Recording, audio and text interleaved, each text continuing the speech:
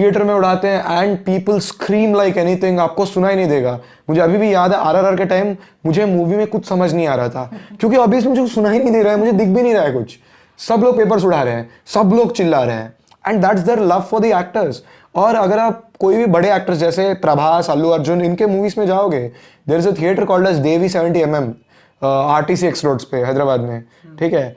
कुछ कुछ theatres are legacy theatres, जैसे दिल्ली में गोलचा सिनेमा है। तो आज का जो हमारा पॉडकास्ट है वो बाकी किसी भी पॉडकास्ट से थोड़ा अलग होने वाला है। क्यों?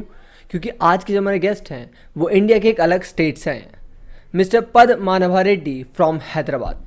यहाँ पे आपको जानने को मिला कि कैसे एक 15 साल के बच्चे ने खुद की बुक लिखी और इसे अमेजोन पे पब्लिश करी। क्यों हैदराबाद का इंडिपेंडेंस डे 15 अगस्त 1947 को नहीं मनाया जाता? क्या है उसका इतिहास? कैसे हैदराबाद बाद में आज़ाद हुआ? क्यों हार्ड कॉपी बुक्स ज़्यादा अच्छी होती हैं as compare to e books? ऐसी बहुत सारी चीज़ें आपको यहाँ पे जानने को मिलने वाली है। आपको सिर्फ क्या करना है, थोड़ी स्पीड अप बढ़ा सकते हो, लेकिन आपको इस पॉडकास्ट को पूरा सुनना है। अभी के लिए चलो शुरू करते हैं। So welcome to our new podcast with our new guest mister Padmanabha Reddy. Hello bro, कैसे हो? हेलो। इनका मैं थोड़ा इंट्रोडक्शन दूँ। बहुत इंटरेस्टिंग पर्सन है यार। इन्होंने आज तक अपनी 3 बुक खुद की पब्लिश करी है जो कि अमेज़ॉन पे है, और ये अभी मास्टर्स कर रहे हैं एंड और भी बहुत सारी चीज़ जो आपको इस पॉडकास्ट समझने में मिलेगी।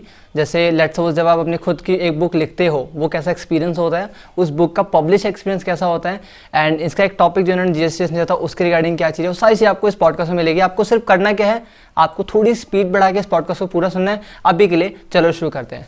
तो ब्रदर, सबसे पहला क्वेश्चन, आप हैदराबाद से, राइट? हाँ, हैदराबाद से हो।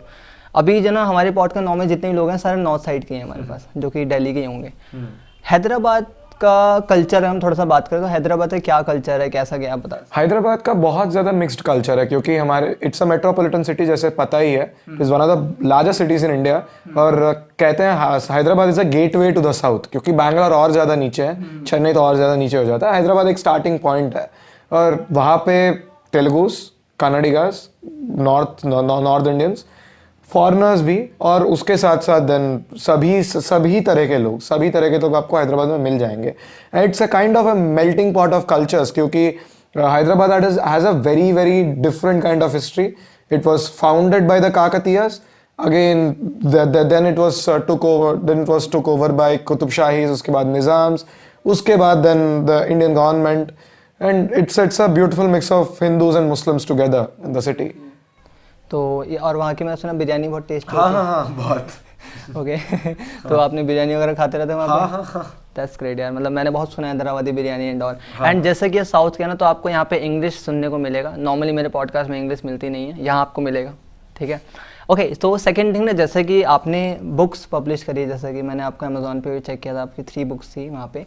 और एक्चुअली सर तो अगर हम थोड़ा सा कल्चर देखें ना, तो अगर आप 15 से 20 साल की एज में हो और अगर आप बुक्स पब्लिश कर रहे हो, खुद की बुक लिखना बहुत बड़ी बात है। पहली बात तो आज के टाइम में लोग तो ई बुक नहीं बड़ लिखते, आप तो वहाँ पे हैंड रिटन बुक्स आपने लिखी है।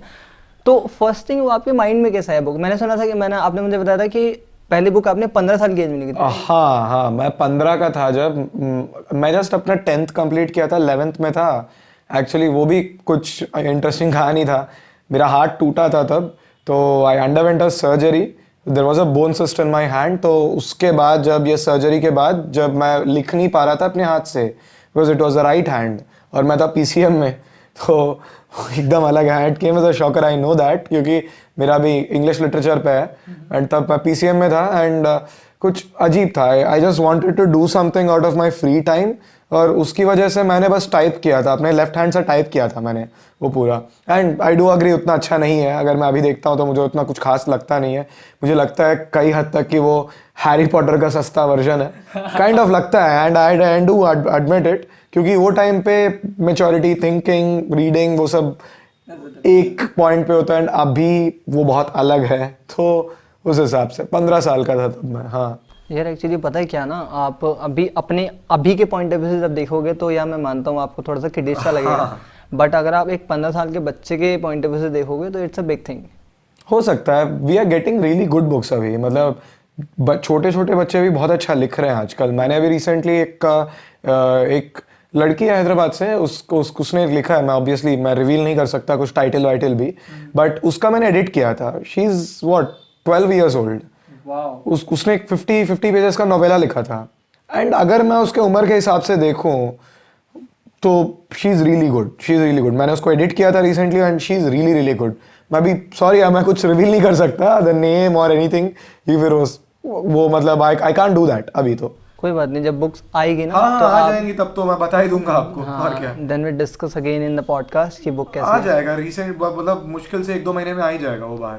हाँ मतलब कुछ टाइम के अंदर वो हाँ, बुक हाँ, आपके हाँ. अमेजोन पे आ जाएगी. दैट्स अमेजिंग यार. मतलब सोच रहे छोटे छोटे बच्चे बुक्स लग रहे हैं यहाँ पे. मतलब हमसे 12 साल की उम्र बुक पढ़ी नहीं जाती थी यार. मैं पढ़ नहीं पाता था. पीसीएम की बात छोड़ दो, मेरे पास आई थिंक वो हिस्ट्री की बुक है ना, पॉलिटिक्स के इतिहास अलग जा रही. मैंने एक बुक कंप्लीट नहीं करी होगी. यहाँ बुक बच्चे लिख रहे हैं, बताओ क्या हो रहा है. दैट्स ग्रेट यार. अच्छा है, लिटरली बहुत अच्छा लगता है सुनने को मिलता है ना. तो पता है कि लोग पता है थोड़ा सा जो बच्चे हैं अपने क्योंकि आज के टाइम में जो वो है ना कल्चर, एजुकेशन कल्चर थोड़ा सा बहुत अजीब जा रहा था. तो अगर बच्चों से हट के कुछ कर रहे हैं ना तो दैट्स रियली ग्रेट एक्चुअली. है ना.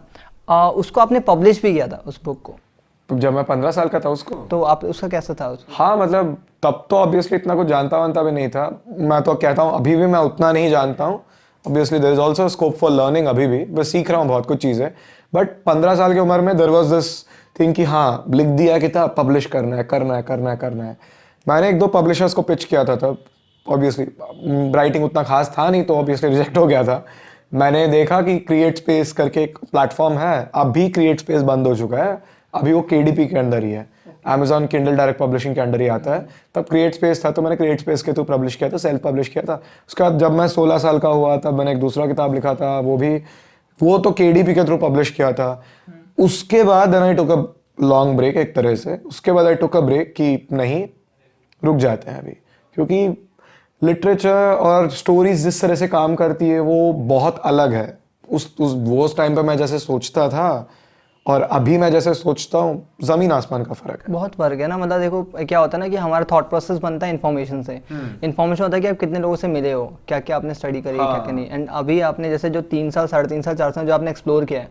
हम जब बच्चे थे हमें घर से बाहर नहीं निकलने देते थे. हम गली के बच्चे से बात नहीं कर पा रहे हैं यहाँ पे यार. तो वो तो वही बात है ना कि आपका थॉट प्रोसेस तब ऑफकोर्स कम नॉलेज का इन्फॉर्मेशन के साथ कैसा थॉट प्रोसेस होगा. और अभी आपने बहुत ज़्यादा सारी चीज़ें एक्सप्लोर करी हैं. है ना. बुक फेयर्स फिर और कुछ जीएसटी कुछ ऐसे अच्छे पॉडकास्ट स्पीकिंग करके तो आपका एक अलग एक्सप्लोरेशन होगा और अलग माइंडसेट होगा. तो बहुत बढ़िया. तो अभी आपने जो बुक अभी हाल ही में जो आपने करा है पब्लिश, उसका नाम क्या है और वो कैसे सोचा था, माइंड में कैसे आया था उसके रिगार्डिंग? तो हाँ ये एक बहुत अच्छा क्वेश्चन है क्योंकि मैं मतलब अब जो रिसेंट बुक आया है इसको मैं मानूंगा मेरा काइंड ऑफ पहला नॉवेल है. मैं तो हर जगह जब इंटरव्यू भी दे रहा हूँ कहीं कहीं तो मैं वही बोल रहा हूँ ये मेरा पहला नॉवेल ही है. I heard N owl scream इस बुक का नाम है. और टाइटल तो मैं ऑब्वियसली एक्सप्लेन नहीं करना चाहता बिकॉज इट्स एन एलिगरी. बहुत एक एलिगरी है. बुक पढ़ लोगे तो समझ आ जाएगा. इसका थीम मैं बता देता हूँ. बेसिकली हम जब पार्टीशन के बारे में बात करते हैं, ठीक है, तो हाँ यही है. तो हम जब पार्टीशन के बारे में बात करते हैं तो हम या तो बंगाल पार्टीशन की तरफ देखते हैं या तो हम पंजाब पार्टीशन की तरफ देखते हैं. हम पार्टीशन को from a southern point of view से देखते ही नहीं है कि साउथ ऑफ इंडिया पे क्या इफेक्ट हुआ था पार्टीशन का. क्योंकि ये बहुत मतलब इसके ऊपर लिखी गई है. मैं ये नहीं कह रहा हूँ कि नहीं लिखी गई है बट इंग्लिश में नहीं. इंग्लिश में there is minuscule information about it. आप तेलुगु में देखो तो आपके पास है दासरथ रंगाचार्य, वाटिकोटा आलवार स्वामी और कालोजी नारायण राव. इन लोगों ने काफ़ी लिखा हुआ है इस पे. बट अगर जब हम इंग्लिश की तरफ आते हैं नहीं है. और तेलुगु ऑब्वियस सी बात है ना, जो लोकल्स नहीं है उनको पता नहीं, उनको कैसे पता चलेगा, कैसे पढ़ पाएंगे. मैं ये सब इसलिए पढ़ पाया हूँ क्योंकि मैं खुद तेलुगु हूँ. तो मैं तो इसलिए पढ़ पाया हूँ. अगर मैं तेलुगु नहीं होता तो शायद मैं ये सब कभी पढ़ ही नहीं पाता.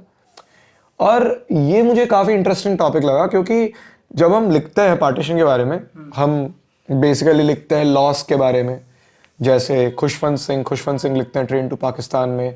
या हम बहुत सारे पार्टीशन नैरेटिव्स हैं जैसे उर्वशी बुटालिया लिखती है अदर साइड्स ऑफ साइलेंस में the speaking about law, speaking about the homeland, the idea of quote unquote home, इनके बारे में. और कुछ ऐसे राइटर्स हैं जो बंगाल पार्टीशन की तरफ जब हम आते हैं तो सुनील गंगोपाध्याय, अर्जुन. और हम जब दूसरे राइटर्स के अमिताभ घोष देख लो शैडो लाइन्स में जिस तरह से एलिनेशन की बात करते हैं. आई डोंट नो एलिनेशन को हिंदी में क्या कहते हैं. आई am very sorry for that but उस वर्ड को एलिनेशन कहते हैं. तो एलिनेशन इन सब टॉपिक्स के बारे में बात तो की गई है. सदर्न पॉइंट ऑफ व्यू में क्या हुआ था एंड साउथ में हैदराबाद में क्या हुआ था, क्योंकि हैदराबाद जो था वो ब्रिटिश के अंडर था ही नहीं। अब इनडायरेक्टली तो था एक तरह से बात कहो तो, but directly it was not under British. जैसे प्रिंसली स्टेट था, Hyderabad was a princely state under the Nizam, under the tyrannical rule of Nizam, अगर मैं सच कहूँ तो। क्योंकि अगर देखोगे तो बहुत सारे रेजिस्टेंस मूवमेंट्स चल रहे थे तब। इंडियन नेशनल कांग्रेस जो था वो हैदराबाद में भी एक्टिव था, आंध्र महासभा एक्टिव था, लाइब्रेरी मूवमेंट एक्टिव था। ये सब चीज़ों के बारे में बहुत लोगों को पता नहीं है। और press obviously was very much censored Hyderabad में, जिसकी वजह से बहुत सारी चीज़ें बाहर नहीं आती थी। तो मुझे काफ़ी चीज़ें लगी कि हाँ, इनके बारे में बात करनी चाहिए। तो मैंने इसीलिए सोचा, मेरा नॉवल जो है एपिस्टोलरी फॉर्मेट में है, मतलब शायद हिंदी में उसको पत्र काव्यगत कहेंगे। जैसे इसमें एक बड़ा भाई है, अपनी छोटी बहन को लिख रहा है पत्र, लेटर्स लिख रहा है, एक्सप्लेन करते हुए कि why did we run away from Hyderabad to Madras, क्या क्या हुआ था एंड हम क्यों यहाँ पे हैं। बेसिकली यही पॉइंट है। लेटर्स में हमें एक चीज़ आता है कि there is much intimacy to it. जब आप किसी को पत्र लिखते हो तो वहाँ पे काइंड ऑफ इंटीमेसी दिखता है। बर्ड्स आई व्यू में वो इंटीमेसी नहीं आएगा। जब मैं किसी को लिख रहा हूँ, भले ही वो प्रेमिका हो, भले ही वो भाई हो, भले ही वो दोस्त हो, भले ही माँ बाप हो, there is a kind of intimacy to it. एक बहुत इंटीमेट बात हो जाती है लेटर में। तो ये बात है, क्योंकि उसमें बहुत डीपली चीजें लिख पाते हैं। हाँ, डीपली और पर्सनल भी, वो पर्सनल टच आ जाता है। जैसे मैं अगर बर्ड्स आई व्यू में कुछ एक्सप्लेन करूँ, उसमें वो टच नहीं आएगा। उसमें मैं बहुत सारी चीज़ें एक्सप्लेन कर रहा हूँ, बट जब मैं पत्र लिख रहा हूँ, मैं उतना ही लिख रहा हूँ जितना मैं जानता हूँ।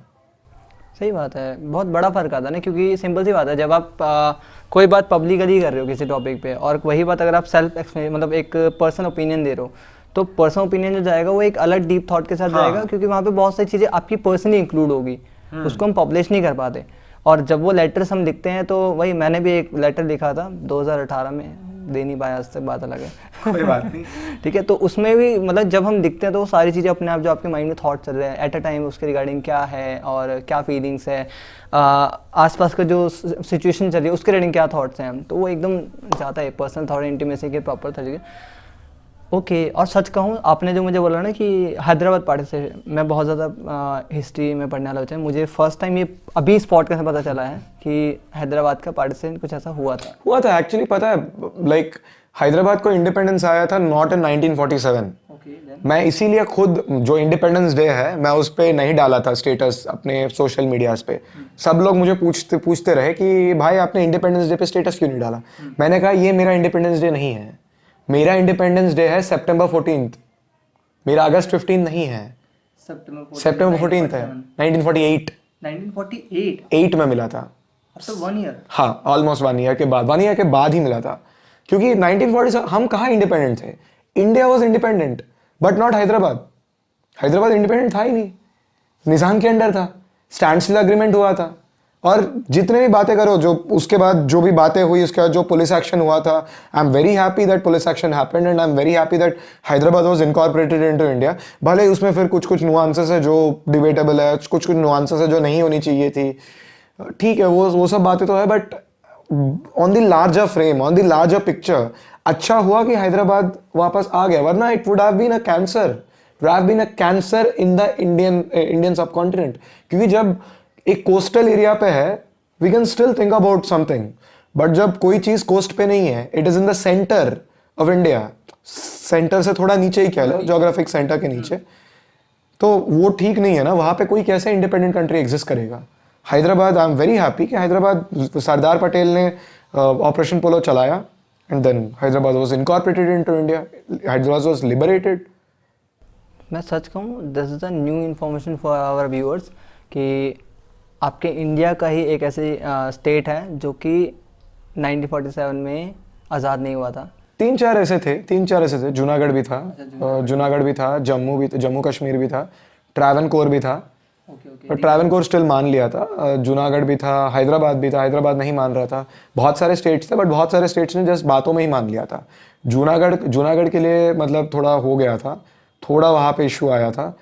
कश्मीर का तो अभी भी चल रहा है, ड्यू टू श्री नेहरू जी उसको लेके गए थे यूएन में, द ग्रेट नेहरू जी उसको लेके गए थे यूएन में, जिसकी वजह से वो आज भी चल रहा है वो issue.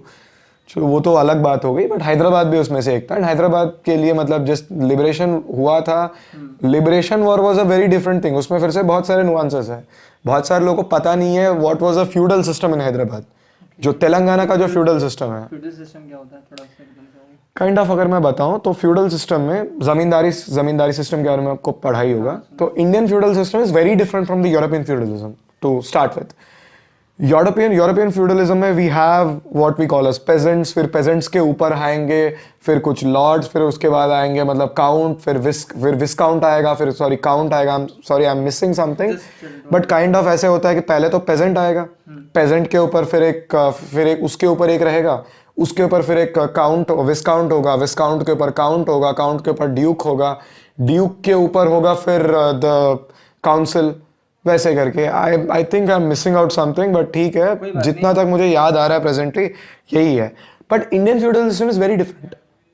There is a king जो मोनार्क है, या देर इज अ रूलर, उसके नीचे जो जमींदार है दे आर द वंस। तो और हैदराबाद जो तेलंगाना का जो कल्चर है that is very different from Andhra का culture. Although we speak the same language but the culture is very very different because we grew differently. ठीक है, तो और there was this system called as vetti chakri करके एक सिस्टम था, बॉन्डेड लेबर बेसिकली।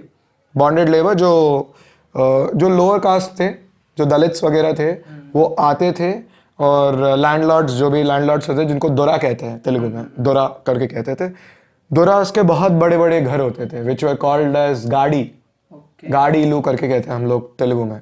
ठीक है, it were huge palaces, very very huge palaces. उसमें उनको काम करना पड़ता था, bonded labour basically. They were not paid anything but they were given food, but ये बात था। And there is no, it was totally bonded labour, मतलब वो जो बोलेगा, जो लैंडलॉर्ड बोलेगा वो करना पड़ेगा, or else you won't get anything, and those people they don't own any kind of land. तो ये भी एक बात है। and this was another evil that was in Hyderabad state with निज़ाम तो था ही, निज़ाम का तो चल ही रहा था, बट ये चीज़ें भी थे जो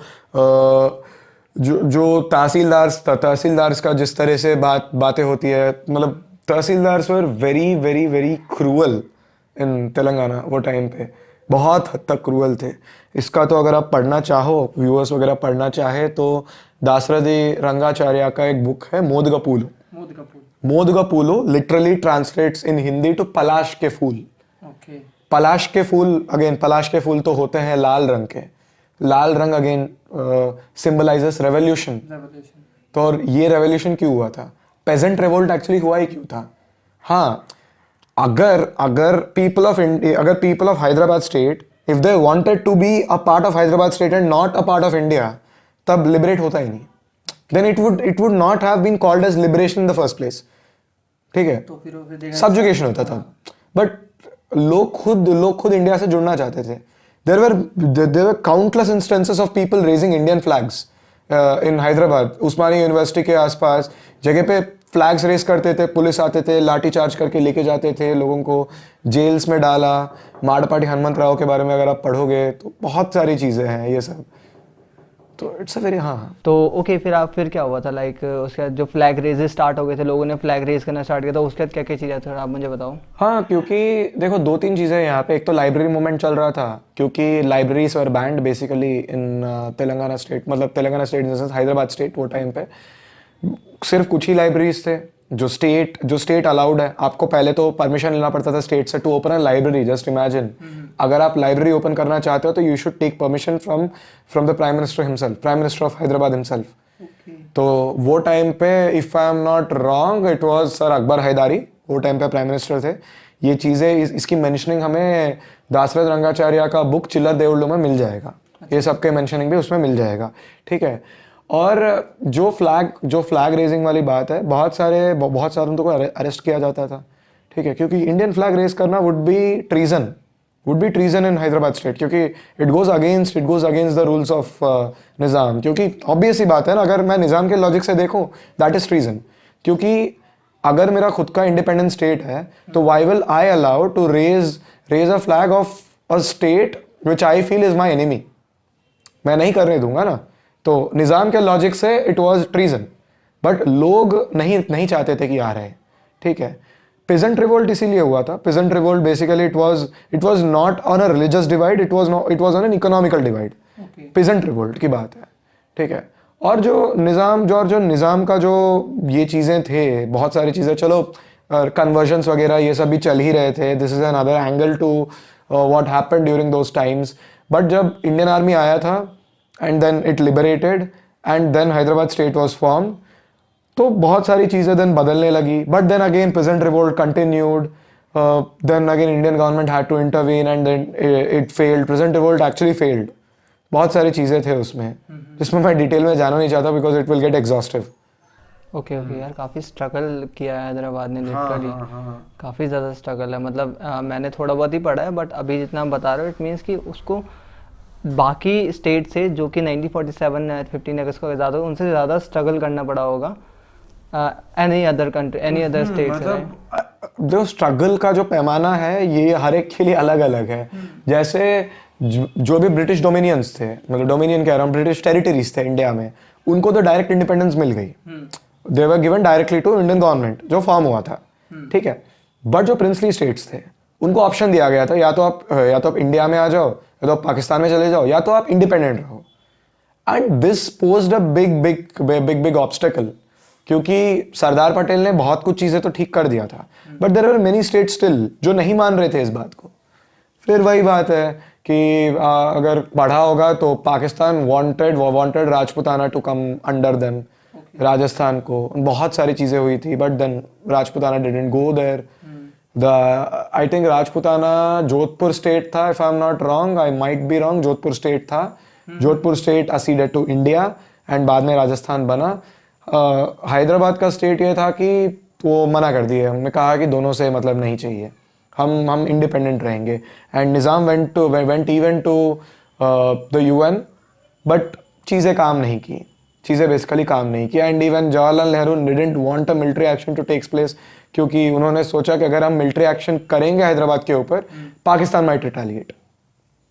क्योंकि Pakistan was formed on religious lines and Hyderabad was ruled by religious elite, religious clergy, ठीक है। क्योंकि Nizam it was Sunni elite, it was a Sunni clergy who was ruling Hyderabad.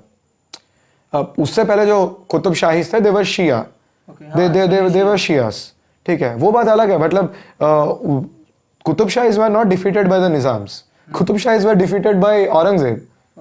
ये फिर से एक अलग किस्सा है, क्योंकि औरंगजेब आया था and who was the ruler? I'm forgetting the name, but Qutub Shahis were defeated in the battle for Golconda, and then the Mughal ruler, he became the richest ruler in the whole world, एक तरह से वो time पे, क्योंकि all the precious stones, Darya-e-Noor, Koh-i-Noor, those were taken by the Mughal ruler. बाद में शाह आलम फिर से लूट लिया, उसके बाद वो लेके गया उस तरफ, वो बात अलग है। बट जो फेम्ड कोहिनूर डायमंड है, that comes from Hyderabad, not from the city. Hyderabad का जो है ना, Hyderabad, you should look at it from a historical point of view. जो आज के तेलंगाना के बाउंड्रीज है, those were not the same boundaries back then, ठीक है। हाँ, we need to understand that boundaries are nothing but lines on a map, ठीक है। वो कोई भी ज्योग्राफी में आप जाके खींच नहीं सकते, लकीर आप खींच नहीं सकते ना जमीन पे, सिर्फ और सिर्फ आप मैप पे ही खींच सकते हो। And the natural boundaries are either mountains, rivers, या किसी तरह के वैलीज या समंदर, यही होते हैं, ठीक है। तो at that point of time जब Kakatiya empire was in the helm of in Telangana, वो टाइम पे दस boundaries went till Krishna river. Krishna river आज भी मतलब बाउंड्री है हैदराबाद, सॉरी, तेलंगाना और आंध्र प्रदेश का, बट वो टाइम पे भी था। And there is a Kollur mine, एक जगह में कोल्लूर माइंस करके, कोल्लूर माइंस से आता है Kohinoor.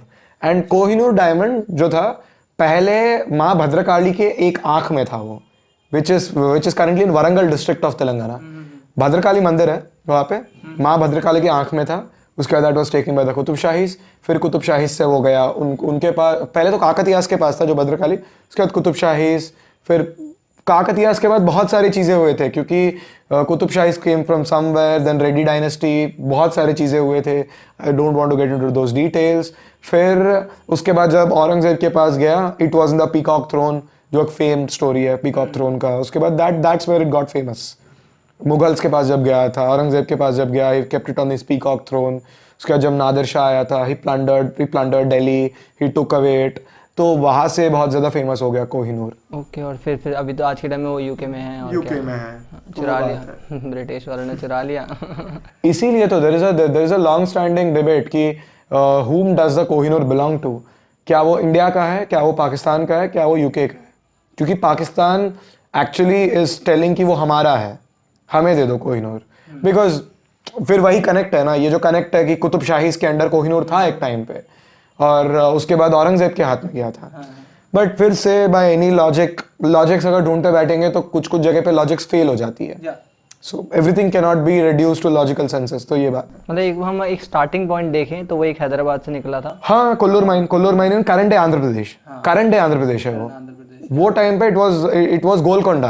Hyderabad was not established when Kohinoor was found.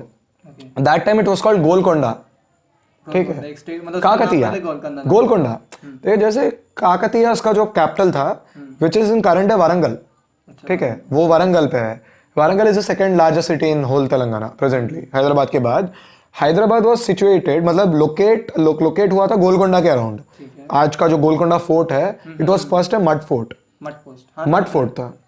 Fort था वो एक.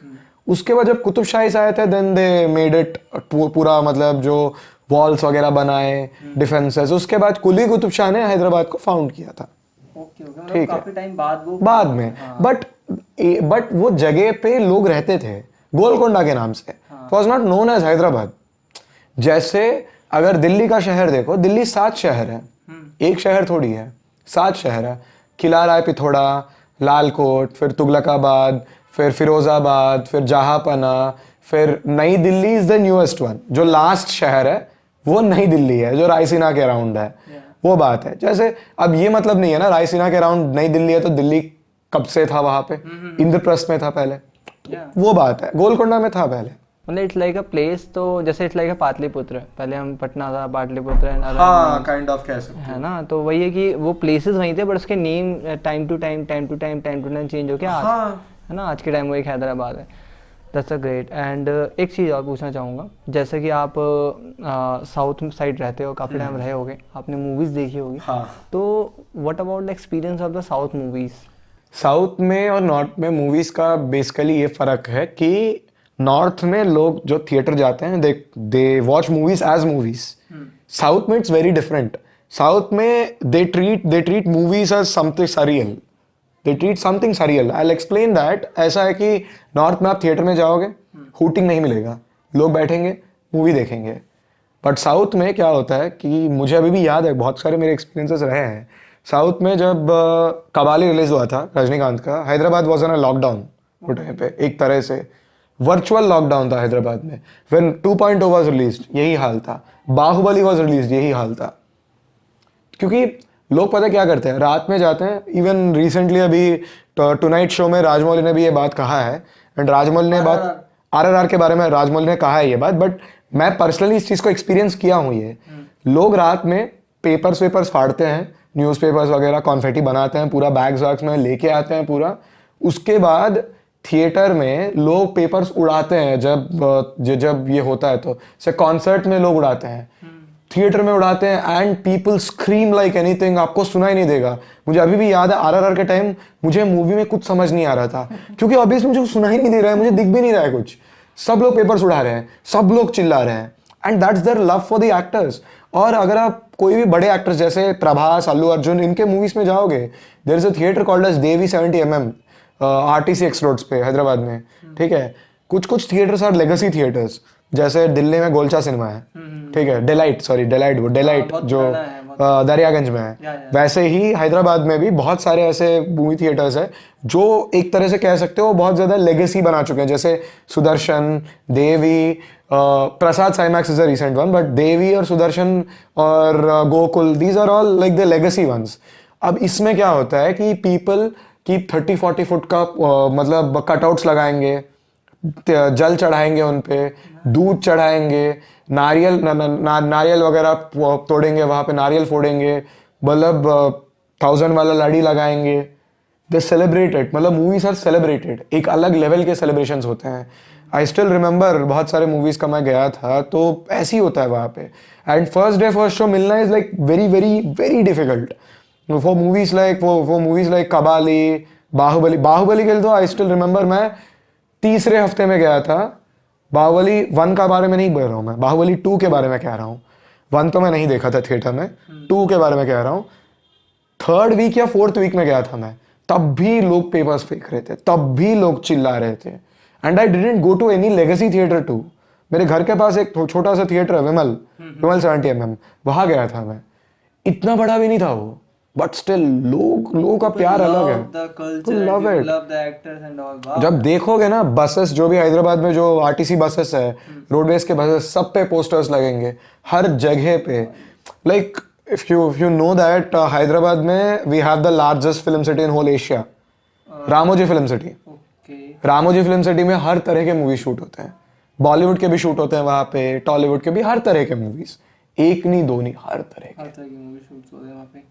नाइस यार, मतलब लिटरली जो आपने अभी बहुत बात बोली ना कि वो सेलिब्रेट करते हैं। हाँ। और क्योंकि थोड़ा बहुत देखते हैं ना तो वहाँ पे उनका जो कल्चर होता है ना, वो अपने कल्चर को डिफाइन करते हैं। उनकी हर एक मूवी जब मैं देखता हूँ, साउथ की मूवी में काफ़ी टाइम से देखते आ रहे हैं, और इवन मुझे आज के टाइम में मैं लाइक यहाँ पे किसी की तारीफ नहीं कर रहा, बट मुझे आज के टाइम में साउथ की मूवीज़ ज़्यादा अच्छी लगती है एज कम्पेयर टू बॉलीवुड की मूवी से। बॉलीवुड में कंटेंट की कमी हो गई है, बस मैं ये नहीं कह रहा हूँ बॉलीवुड में टैलेंट की कमी है, टैलेंट तो कूट कूट के है बॉलीवुड में, बट वही बात है कि दे शुड बी विल, ये भी होना चाहिए ना। एंड मैं लोगों के बारे में भी बोलूंगा कि यार देखो, जब तुम स्टूडेंट ऑफ द ईयर 2 जैसे मूवीज को हिट कर रहे हो, then you should seriously question yourself.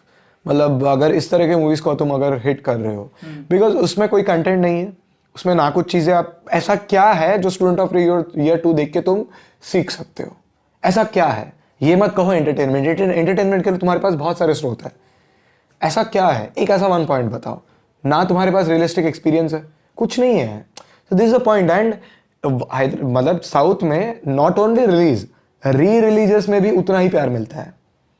अभी तो मैं अनलकी हूँ कि मैं दिल्ली में हूँ, अभी री रिलीजेस हो रहे हैं कुछ मूवीज का हैदराबाद में। माय फ्रेंड्स वेंट देयर, जब वो लोग मुझे वीडियोस भेज रहे हैं, पवन कल्याण के पुराने मूवी खुशी जब रिलीज हुआ था, और महेश बाबू का एक मूवी है ओक्कडू। अच्छा, हाँ सुना है। ओक्कडू जब रिलीज हुआ था ना, लोग चिल्ला रहे थे, री रिलीज हुआ था। वो मूवी कब रिलीज हुआ था? When I was very little, 3rd class 4th class था जब, तब रिलीज हुआ था, री रिलीज हुआ है 2018 के 2007 और 8 के बाद। हाँ, तब का है ये। और अभी भी चिल्ला रहे थे उस मूवी में। और अभी इसमें भी, खुशी मूवी में भी, जब गानों में, लाइक मैंने भी व्हाट्सएप पे रिसेंटली डाला भी था कि we Telugu people, we don't go to concerts, we go to re releases. हम लोग वहां जाके चिल्लाते हैं, गाना जब बजता है यहाँ पे दिल्ली में लोग सुनते हैं बैठ के, वहां सुनते नहीं है, साथ गाते हैं, साथ चिल्लाते हैं, नाचते हैं। Like the whole theatre becomes a stadium, becomes a concert. That's a very different thing that you will not find in the north. वो एक यूनिक चीज है। Agree, 100% agree literally. अगर आप, क्योंकि आई नो मैंने पर्सनल एक्सपीरियंस तो नहीं किया, बट जितना भी सुन के समझ आ रहा है, अगर हम नॉर्थ से कंपेयर करें, इट्स लाइक जस्ट अब you go to the cinema hall and watch out the movie and then come, बस। लेकिन वो जो सेलिब्रेशन होता है एंड आप जो रिस्पेक्ट करते हो, वो बहुत बड़ी बात है। एंड एक्चुअली सच कहूँ ना, वही चीज़ आपको इंटरनली हैप्पी भी करता है किसी भी मूवी के लिए। क्योंकि एक्चुअली एक होता है कि आपकी 4 मूवी रिलीज है, आपने 4 मूवी देख ली, सिंपल, एक स्टोरी आपके माइंड में रहेगी सिर्फ से। बट वो आप किसी मूवी में गए और जो आपने कहा स्क्रीमिंग स्टार्ट हो रही है, पेपर ऐसे फेंक रहे हैं एंड ऑल, यार वो सेलिब्रेशन, वो एक्चुअली दिल में बैठ जाए कि यार क्या मूवी थी, मतलब लिटरली। एग्जैक्टली वही तो कह रहा हूँ मैं। RRR के टाइम, बाहुबली के टाइम, ये मतलब छोटे नहीं है। RRR के टाइम तो स्टिल रिमेम्बर जब NTR का जो एंट्रेंस था जंगल में, जो वो शेर जो टाइगर से लड़ता है, हाँ। वो एंट्रेंस पे मुझे कुछ नहीं सुनाई दे रहा था कि लोग ऐसे चिल्लाए जा रहे थे। दैट इज समथिंग जो मैं दिल्ली में एक्सपीरियंस नहीं कर सकता, बट हैदराबाद में। और पता है, मैंने साउथ का उनका जो कॉन्टेक्स्ट होता है ना, वो एक मैंने अभी हाल ही में एक पॉडकास्ट सुना था, जिसमें भुवन बाम एंड राज शमानी थे, उसमें थोड़ा सा बताया था कि भुवन बाम और भुवन बाम और राज शमानी इज अ पर्सन जो कि पॉडकास्ट रिकॉर्ड करता है वो भी। ठीक है। तो उसमें बताया था कि उनका सबसे अच्छा जो लगता है वो क्या लगता है कि आप एक नॉर्मल पर्सन को, it's like me and like you type of person, जो कि लोगों से लड़ रहा है, ठीक है, और वो 10 लोगों को संभाल रहा है, तो वो जो रियलिटी थोड़ा सा दिखाते हैं ना, वो लोग कनेक्ट कर पाते हैं कहीं ना कहीं। क्योंकि बॉलीवुड में क्या होता है कि लोग एकदम मसल अप कर रहे हैं, बिल्ड एकदम। That's not the point. देखो अभी जैसे अभी मैं जितना तक ट्रेंड देख रहा हूँ, या तो रीमेक्स चल रहे हैं ऑफ बॉलीवुड, ऑफ टॉलीवुड या कॉलीवुड मूवीज, हर तरह के जो साउथ इंडियन मूवीज के रीमेक्स चल रहे हैं। जैसे कबीर सिंह ही देख लो, ठीक है, Arjun Reddy was a movie, वो मैं थिएटर में देखा था। अर्जुन रेड्डी देखा है मैंने, कबीर सिंह तो मैंने नहीं देखा, मेरे पापा ने देखा था कबीर सिंह, पापा ने दोनों देखे हैं। पापा और मैं साथ ही गए थे ये अर्जुन रेड्डी देखने। तो उसके बाद कबीर सिंह तो मैंने नहीं देखा, 2 टाइम पे मैं दिल्ली में था, पापा देखे थे मूवी। पापा सीधा कहते कबीर सिंह उनको पसंद नहीं आया, 1% भी पसंद नहीं आया उन्हें अर्जुन रेड्डी देखने के बाद। एंड ठीक है, I cannot comment anything about Kabir Singh, but Arjun Reddy was a very different experience. मतलब वो कुछ हटके था। आई एम लाइक, उसमें बहुत सारे, मतलब मैंने पोस्ट पढ़े हैं फेमिनिज्म के ऊपर कि Arjun is a toxic character. Yes he is. Arjun को कोई डिफेंड नहीं कर सकता वहाँ पे, but I look at that movie in a very different manner. मैं ये देखता हूँ कि how not to be Arjun, मतलब तुम्हें अर्जुन कैसे नहीं बनना है। अगर तुम्हारे अंदर गुस्सा है, तुम्हें वो गुस्सा कहाँ तक लेके जाएगा, वो गुस्सा तुम्हें कितना सेल्फ डिस्ट्रक्ट कर देगा। और उस मूवी में वो चीज़ एकदम बखूबी दिखाई गई है कि तुम कितना सेल्फ डिस्ट्रक्ट हो सकते हो गुस्से से। जब तुम्हें कोई चीज़ दिख जाती है, देन आई टेल कि वो मूवी इसलिए देखो, how not to be Arjun को देखोगे तुम्हें समझ आएगा कि वैसे क्यों नहीं बनना है, वैसे बनो मत कभी। Arjun is very toxic, Arjun is a toxic character, वो बात है। और ये ज़रूरी है, मतलब ऐसे कभी कभी जो मूवीज़ होती है ना, वो आपको बताते हैं कि बढ़ता एक, कि कभी हम ये तो समझते हैं कि अच्छा इंसान कैसा होता है, बट हम ये नहीं देखते कि यार एक अच्छा इंसान, मतलब एक गंदा इंसान कैसा होता है, उसको देख के समझ आता है कि कैसा हमें नहीं बनना। जैसे अगर लिटरेचर में भी देखो, मैकबेथ सुना होगा, मैकबेथ के बारे में। मैकबेथ अगर पढ़ोगे, आई स्ट्रांगली अर्ज एवरीवन टू रीड मैकबेथ। बहुत बहुत इंपॉर्टेंट प्ले है वो, ठीक है, शेक्सपियर का। हैमलेट के बाद may be Hamlet is the greatest जो लोग कहते हैं। My favourite is not Hamlet, my favourite is Julius Caesar by the way, but Macbeth is one of my favourites. तो मैकबेथ में अगर देखोगे तो आपको लास्ट तक समझ आ जाएगा कि how not to be Macbeth, आपको मैकबेथ क्यों नहीं बनना है। ये बात है। मैं तो इसीलिए कहता हूँ, मूवीज में अगर दिखा रहे टॉक्सिक लोगों को दिखा रहे हैं, if they are celebrating that toxicity, hit them. But toxic characters को इसलिए भी ज्यादा देखो क्योंकि तुम्हें उससे सीख मिलेगा कि तुम टॉक्सिक कैसे नहीं बनो। तुम्हें नहीं बनना है टॉक्सिक, ये बात है। कौन कौन से इंसिडेंट्स होते हैं, कौन सिचुएशंस होते हैं, उनका वो कैसा रिस्पॉन्स करना है। वो सिनेमा जो है वो बहुत रीसेंट फिनोमिनन है। Cinema doesn't go more than 100 years old, ठीक है। 100 साल पहले तो, मतलब 100 साल के अगर मैं और पीछे जाऊँ तो नहीं था सिनेमा। बिल्कुल नहीं। अगर मैं लिटरेरी टाइम फ्रेम में देखूं तो cinema is very new phenomenon, ठीक है। It has a lot to grow, it has grown a lot, it has lot to grow. It is not as old as literature in the bookish sense, ठीक है। मैं फिर से उस definition में नहीं जाऊंगा, वो बात है। It has lot to grow, it has potential, होगा आगे आगे। And cinema is a very different ball game presently अगर मैं देखूं। अभी के टाइम में देखो, अगर हम थोड़ा सा बिजनेस पॉइंट ऑफ व्यू से देखें तो फर्स्ट तो पहले तो सिनेमा हॉल से, आज के टाइम में ओटीटी प्लेटफॉर्म से बहुत सारे, हाँ, है ना, ओटीटी प्लेटफॉर्म से मूवीज़ को रिलीज़ कर रहे हैं। उनका भी एक अलग उनकी एक अलग स्ट्रेटेजी जा रही है फॉर द मूवीज़। तो धीरे धीरे कैसे अपग्रेडेशन आ रहा है आपके सिनेमाज में भी, वो भी देखा जा रहा है, अभी देखने को मिल रहा है कि पहले हम सिर्फ उस चीज़ को ऑफलाइन जाके एंजॉय करते थे कि हम जाते थे हॉल में एंड ऑल। आज के टाइम में बहुत से ओटीटी प्लेटफॉर्म की हम सेम डे में अपने फ़ोन में, लैपटॉप में देख सकते हैं। तो इट्स लाइक अ स्ट्रेटेजी जो धीरे बिल्ड हो रही है। और basically the same thing with e books and all. जैसे ई बुक्स आ चुके हैं लिटरेचर के पॉइंट ऑफ व्यू से, वैसे ही ओटीटी प्लेटफॉर्म्स आ चुके हैं। बट वही बात है ना, मूवी सिनेमा देखने का मजा बिग स्क्रीन पे है। एंड इस पे कुछ लोग एग्री कर सकते हैं, नहीं भी कर सकते हैं, कोई बात नहीं। और बुक्स का भी मेरा सिंपल सा बात है कि मैं हाथ में जब मेरे पास किताब होता है तो मुझे पढ़ने का मन करता है। This is my personal thing. कुछ लोग ई बुक्स में बहुत ज़्यादा कंफर्टेबल रहते हैं। I do understand their point कि वो लोग 1000 या 1 लाख किताबें नहीं लेके जा सकते, वो लोग अपना टैब या अपना फ़ोन लेके जाते हैं जिसमें लाखों किताबें हैं। ये भी एक तरह से ठीक है। एक्चुअली इसका रीज़न है ना, एक रीज़न है इसका, हम लोग हैं 2002 के बाद वाले, हाँ, है ना, दैट्स वाई कि हमने जो ना वो टाइम देखा है जब इंटरनेट इतना इजीली अवेलेबल नहीं था। राइट, वो एंड्रॉइड फ़ोन अवेलेबल नहीं था, इंटरनेट तो बात छोड़ दो, तो उस टाइम हमारे वो हार्ड कॉपी थी। और आज के टाइम में क्या है, लोगों को हार्ड कॉपी बहुत मुश्किल से वो देखते हुए भी, उनकी सारी बुक्स भी ऑनलाइन है, सारी क्लासेस ऑनलाइन है, तो कहीं ना कहीं वो भी रीज़न है कि उनको शायद पता ही नहीं है कि वो कैसा एक्सपीरियंस होता है। That's why they think like यार वो हाँ हार्ड कॉपी अच्छी नहीं होती। क्योंकि अपना क्या है, मेरा क्या है, अगर आपको कंटेंट समझना है तो आप चाहे उसकी समरी देख लो, चाहे आप ऑडियो बुक सुन लो, या आप उसकी हार्ड कॉपी पढ़ लो, योर चॉइस। बट अगर आपको लिटरली कंटेंट के साथ उस बुक को फील करना है, then you have to go with the hard copy and उसको पढ़ो, आपको एक अलग एक्सपीरियंस मिलेगा, आप उस चीज़ को अपने आप को इमेजिन कर पाओगे वहाँ पे। इसका एक रीज़न एक और है जो मुझे लगता है कि when you use E book platform like phone, because आज के टाइम में पहले ई बुक्स के रिगार्डिंग अलग किंडल टाइप की चीज़ होती है, बट आज के टाइम अगर आप ध्यान से देखोगे तो ज़्यादातर चीज़ें फ़ोन एंड लैपटॉप में है। एंड फ़ोन में बुक्स के अलावा बहुत सारी चीज़ें होती हैं for the social media and WhatsApp, जिसके थ्रू आपका वो फोकस बन ही नहीं पाएगा बिल्कुल भी। और बुक्स के रिगार्डिंग क्या होता है कि अगर आपके हाथ में बुक है तो वहाँ पे इनको नोटिफिकेशन या टिंग से एक आवाज़ नहीं आएगी आपको बुक पढ़ते, आप आराम से फ़ोन साइड रखो, बुक पढ़ना स्टार्ट कर दो, तो वो आपका डायरेक्टली फोकस टू बुक। और मेरा एक और भी मतलब है कि मैं किताब को लिविंग बीइंग ही मानता हूँ, मैं किताब को मुर्दा नहीं मानता हूँ। मिल्टन भी यही बात कहता था एरियोपेजिटिका में। अगर आप एरियोपेजिटिका पढ़ोगे, जो लिटरेचर स्टूडेंट्स उसको सुन रहे हैं, मिल्टन का एरियोपेजिटिका पढ़ोगे तो उसमें मिल्टन यही लिखता है कि I don't consider book as a dead thing, I consider it as a living being.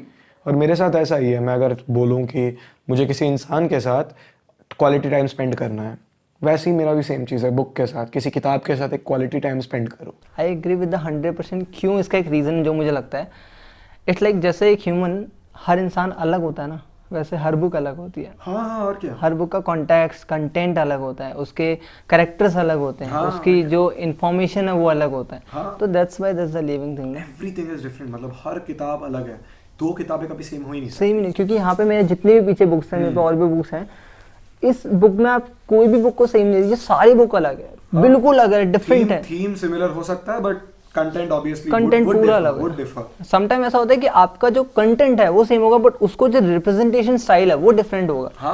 है ना, तो that's why there is a living thing. और लिटरली एक, क्योंकि मैंने वो फील किया है, वो जो स्पेंडिंग ऑफ टाइम है कि हम पिकनिक में जा रहे हैं या कहीं जा रहे हैं, उस टाइम आप बुक जब लेके पढ़ते हो ना, वो एक अलग ही टाइम होता है। लिटरली बहुत मज़ा आता है हार्ड कॉपी को पढ़ने में। मैंने बहुत एक्सपीरियंस किया हार्ड कॉपी के साथ, अभी भी पढ़ता रहता हूँ जब मेरा कुछ मन लगता है, एक कोई बुक उठा ली, पढ़ना स्टार्ट कर दिया, तो it's really a great experience यार। और मेरा तो यही मानना होता है, मतलब कि if you are a student, आप कुछ भी कर रहे हो, आपको बुक रीड करते रहना चाहिए। क्यों नॉट, आप फिक्शन पढ़ो, नॉन फिक्शन पढ़ो, ये आपकी चॉइस है, बट बुक पढ़ो, क्योंकि इससे आपका माइंड काफ़ी डेवलप होता है। मैंने एक वो पढ़ा था कि आप किसी भी काम को करते वक्त आपके जितने सेंसेस एक्टिव होते हैं ना, आप उतना ज़्यादा उस चीज़ को रिमेंबर रखते हो। जैसे अभी लगभग हमारे सारे सेंसेस ऑन है, हम बोल पा रहे हैं, हम सुन पा रहे हैं, हम टच कर पा रहे हैं एक दूसरे को। तो जितने ज़्यादा सेंसेस आपके ओपन रहेंगे, उतना ज़्यादा आप चीज़ों को समझ पाओगे जल्दी, है ना। और जब हम बुक पढ़ते हैं वही होता है, आप बुक को टच कर पाते हो, फील कर पाते हो, स्मेल भी कर पाते हो समटाइम, है ना। तो दैट्स द थिंग कि, और वो जितना ज़्यादा आपका ब्रेन एक्टिव रहेगा उतना ज़्यादा आप भी एक्टिव रहोगे। ये पॉइंट्स सारे के सारे। और बहुत सारी चीज़ें हैं अभी जो मैंने बहुत सारी चीज़ें जो हैदराबाद के बारे में समझा, it's like very important for the peoples, because लोगों के पास नॉलेज नहीं है उतनी ज़्यादा। नॉलेज की बात नहीं है, द थिंग है इसके मटेरियल अवेलेबल नहीं है, क्योंकि अगर आप देखोगे बहुत कुछ चीज़ें उर्दू में लिखी गई है, तेलुगु में है। उर्दू तो चलो मैं भी नहीं पढ़ सकता, तेलुगु में बहुत मटेरियल है, बट वही बात है ना कि तेलुगु कितने लोग पढ़ पाएंगे, एंड उसके ट्रांसलेशंस, लेजिबल ट्रांसलेशंस नहीं है। एंड तेलुगु से इंग्लिश तक ट्रांसलेट करना इज़ वेरी डिफिकल्ट, क्योंकि Telugu itself is a very rhyming language, बहुत राइमिंग है, और उसका सिंटैक्स थोड़ा अलग है इंग्लिश से। उसको लाना मुश्किल है, पहली बात तो। ला भी देंगे, चलो ट्रांसलेट तो चलो कर देंगे, मैं खुद भी ट्रांसलेट करता हूँ चीज़ें, तो मुझे पता है it is difficult, but still it is possible. ये नहीं कह रहा हूँ इम्पॉसिबल है, पॉसिबल है, बट इतने मटेरियल को कोई ट्रांसलेट किया नहीं है। बिल्कुल सही। जैसे अभी आपने थोड़ी देर पहले बोला भी था कि हैदराबाद के रिगार्डिंग और भी इन्फॉर्मेशन है, बट वो तेलुगु में है, वो इंग्लिश में नहीं है। और राइट, एक्चुअली देखो, मी टाइप ऑफ पर्सन जिसको ढंग से मतलब तेलुगु भी नहीं आती, तमिल भी नहीं आती, उर्दू भी नहीं आती, अपने को इंग्लिश थोड़ी समझ आती है, वो भी बहुत बड़ी बात है, और हिंदी। तो एक तो लैंग्वेज गैप आ गया यहाँ पे। तो लैंग्वेज गैप जैसे ही आता है ना, तो फिर आप बुक्स अपने फिर आपका नंबर बन जाता है कि हम जो इंग्लिश में बुक है वही पढ़ सकता हूँ या जो हिंदी में वही पढ़ सकता हूँ। नहीं, ये नॉर्मल सी बात है ना, क्योंकि जब हमारे पास देखो, ये सिर्फ और सिर्फ यहाँ नॉर्थ की बात नहीं है, मैं ये चीज़ वहाँ पे भी देख रहा हूँ। हैदराबाद में भी जो लोग बुक्स है हमारे पास, बहुत सारे जो न्यू जनरेशन रीडर्स हैं, जो मतलब मुझसे छोटे हैं प्रेजेंटली, वो लोग इंग्लिश को ज़्यादा प्रेफरेंस दे रहे हैं। अगर तेलुगु में वही किताब है तो वो लोग इंग्लिश में ही ज़्यादा पढ़ने को मतलब ले रहे हैं कि यार देखो इंग्लिश है ना, पढ़ लेते हैं इंग्लिश में। Why to spend more time in reading Telugu. मेरा एकदम अलग है। अगर जब मुझे अगर लैंग्वेज आता है तो मैं क्यों ना पढ़ूँ, ठीक है 1 घंटा 2 घंटा एक्स्ट्रा चला जाएगा, कोई बात नहीं। बट पता है ये जो आपने बात बोली ना बहुत इंपॉर्टेंट बोली कि जैसे लेट्स वो हिंदी बुक को लेके चलते हैं, आपको जो लैंग्वेज आती है ना और आप उसको डेली से यूज़ करते हो, अगर आप उसी लैंग्वेज की बुक पढ़ोगे आप लिटरली ज़्यादा कनेक्ट कर पाओगे। हाँ देखो ये बात है ना, अगर आपको लैंग्वेज आती है तो क्यों ना पढ़े। जिसको तेलुगु नहीं आता है उसको तो मैं कुछ कह नहीं पाऊंगा, सेम चीज़ जिसको हिंदी नहीं आता है उसको तो मैं कुछ कह नहीं पाऊंगा, बट जिसको आता है क्यों ना पढ़े। क्योंकि मेरा खुद का एक्सपीरियंस रहा है, वैसे नॉर्मली मैं इंग्लिश किताबें चुनता हूँ क्योंकि बहुत सारी बुक्स हैं इंग्लिश में ही राइटिंग में, बट हाँ मैंने बहुत सारी बुक्स हैं जो हिंदी में पढ़ी, और जितनी मैंने हिंदी बुक्स पढ़ी है ना, हिंदी में जो बुक्स पढ़ी हैं उनका एक्सपीरियंस और उनका जो कंटेंट है वो मेरे माइंड में आज भी एज इट इज़ है, क्योंकि उस टाइम मैं अपने को इमेजिन कर पा रहा था, क्योंकि मैं हिंदी में पढ़ रहा था। इंग्लिश में आप एक, क्योंकि वो एक लैंग्वेज हमारी नहीं है और हम बस धीरे धीरे से अडेप्ट करने की कोशिश कर रहे हैं। डिपेंड करता है कि तुम्हारा मतलब अपब्रिंगिंग कैसा रहा, कल्चर कैसा है, कल्चर कैसा रहा, उसके बाद लैंग्वेज में कैसा रहा, वो चीज़ें मैटर बहुत हद तक करती है। से मेरा हिंदी में 4th लैंग्वेज अगर मैं कहूँ तो, वैसे तो उस हिसाब से। That's really great. ओके, वैसे मेरे ख्याल से काफ़ी टाइम हो गया होगा, है ना, और बहुत मज़ा आया, बहुत सारी चीज़ें सीखने को मिली। जितनी बुक्स आपने बताई थी मैं उन सारे जो बुक्स हैं उनके लिंक और उनकी पिक्चर्स मैं आपको दिखा दूंगा, ताकि आप जो भी आप, जैसे मैट्रिक्स एक बुक आपने, कौन सी बुक है? दासराज रंगाचार्य का एक बुक था मोदगपुलु, और चिल्लर देवुल्लो उनका भी, बट ये तेलुगु में ही है। आपने एक बुक रेकमेंड करी है थोड़ी देर पहले जिसमें आपने बताया है कि ये बुक आपको जरूर पढ़ना है, कि आपको वो कैरेक्टर मैकबेथ वो बुक मैं आपका लिंक डाल दूंगा और आप उसको पढ़ना जाओ। इनकी बुक की भी मैं, ये बुक है इसका लिंक मैं डाल दूंगा, आपको जाना है पढ़ना है, बिकॉज इसमें बहुत सारी इन्फॉर्मेशन है यार। बिकॉज जितना ज़्यादा आप स्टेट के पढ़ना स्टार्ट करोगे ना, अपनी हिस्ट्री का समझना स्टार्ट करोगे, उतना ज़्यादा आपका माइंड ओपन होगा, है ना, आपका थॉट प्रोसेस और ज़्यादा इंक्रीज होगा। तो अभी के लिए थैंक यू सो मच, बहुत मजा आया, मुझे भी बहुत मजा आया। या ठीक है, चलो।